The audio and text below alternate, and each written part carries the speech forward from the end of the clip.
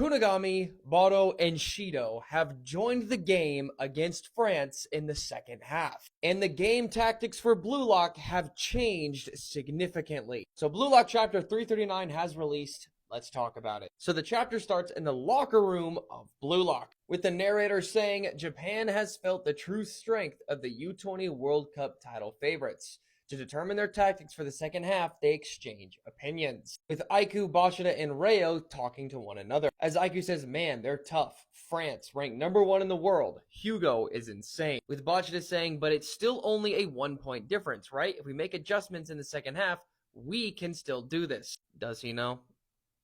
Does he know? With Reo saying adjust, how exactly are we going to do that? Our offensive patterns centered around Isagi have been completely countered and shut down, As Bachida says in the next page, but we built this team centered around Isagi, didn't we? As Reo chimes in, and I'm telling you that strategy has fallen apart. As Bachida says, no way, it can still work. Reo then says, no, if we stay like this, we're going to get crushed and it'll be over. As Karasu chimes in and says, calm down, you lot. Just like Hiyori's goal, we can still invent a new pattern.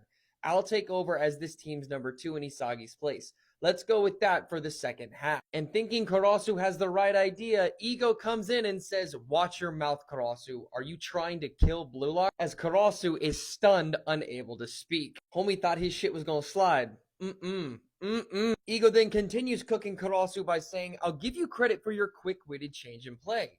But the problem is your mentality. From the middle of the first half, your plays looked as if you'd given up on your own goal. What exactly do you think you're doing? Karasu then responds saying, because I thought it would be better for the team. As Ego says, I'm pretty sure I taught you that anyone who fights for the team is absolute trash. Ego continues with this philosophical word saying, I mean, in the first place, if every footballer fulfilled their aptitude in the right position for the right job, ultimately, it would result in nothing more than a contest of physical ability and tactics. The country of France has an environment well equipped to accept diverse ethnicities and cultures. The vast diversity of talent born there creates endless options in their football, making it easy for the right kind of talent. As everyone in Blue Lock, including Henri, is carefully listening to what he has to say. He continues by saying, if France creates a superior team by strictly selecting talent based on aptitude, is there any chance for Japan to win by doing the exact same thing? The answer is no. Things like live according to your aptitude or be happy within your means.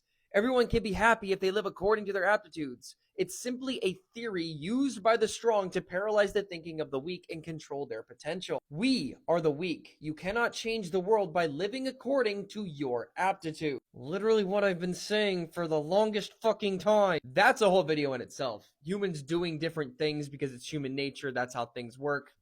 That'll be elaborated on in a different video. But Ego does have a point. Ego continues by saying that's precisely why I say everyone must be a striker. This philosophy that completely ignores aptitude is the heart of Blue Lock.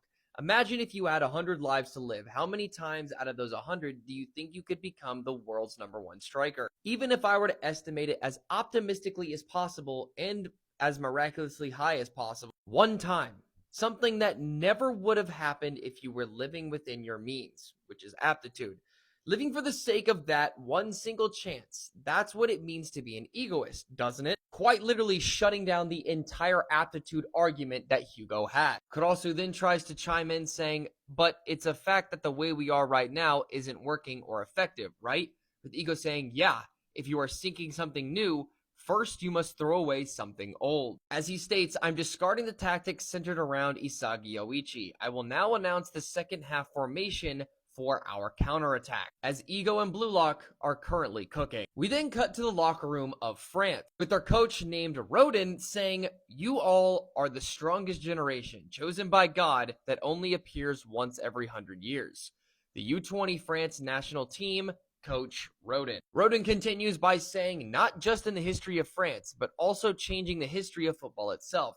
Exceptional talents are gathered here. Now, the Les Bleus of new era. Let's create history. And yes, that is French for the Blues. I would assume that's referring to just France in general. So, now you know. As everyone is cheering and clapping for what Rodin has to say. We then cut to after what Rodin had to say, and it's both Charles and Loki talking to one another. As Charles walks off, Loki says, hey Charles, please stop playing around and play in your designated warm-up spot.